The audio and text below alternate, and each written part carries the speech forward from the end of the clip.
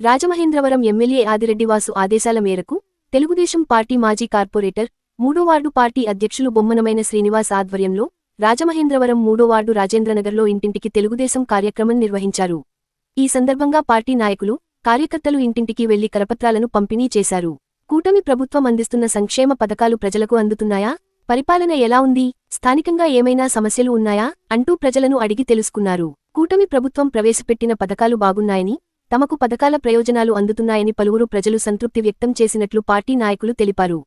ప్రభుత్వ పరిపాలన కూడా బాగుందని ప్రజలు చెప్పినట్లు పేర్కొన్నారు. ఈ సందర్భంగా బొమ్మనమైన శ్రీనివాస్ మాట్లాడుతూ ప్రజల నుంచి మంచి స్పందన లభించిందని తెలిపారు. కూటమి ప్రభుత్వం అమలు చేస్తున్న సంక్షేమ పథకాలపై ప్రజలు సంతృప్తి వ్యక్తం చేస్తున్నారని, పథకాల ప్రయోజనాలు అందుతున్నాయని చెప్పడం సంతోషంగా ఉందన్నారు. ఈ కార్యక్రమంలో తెలుగుదేశం పార్టీ 3వ ward incharge Jakkampudi Arjun, Janasena incharge Vattikuti Venugopalakrishna Chowdary, Shyamalamba గుడి డైరెక్టర్ అండలూరి చంద్రశేఖర్, ఆటోనగర్ అధ్యక్షులు, 3వ వార్డు తెలుగుదేశం పార్టీ నాయకులు గుబ్బల శ్రీనివాస్, బూత్ కమిటీ సభ్యులు బొమ్మనమైన నరసింహులు, మచ్చకల్ల రాణి, శాఖ బుచ్చిబాబు, గుత్తుల దివాకర్తో పాటు పార్టీ కార్యకర్తలు బోడి భారతి, తోట అంబిక, భవానీ, కొప్పల రాజేశ్వరి, డ్వాక్రా సంఘాల సభ్యులు పాల్గొన్నారు.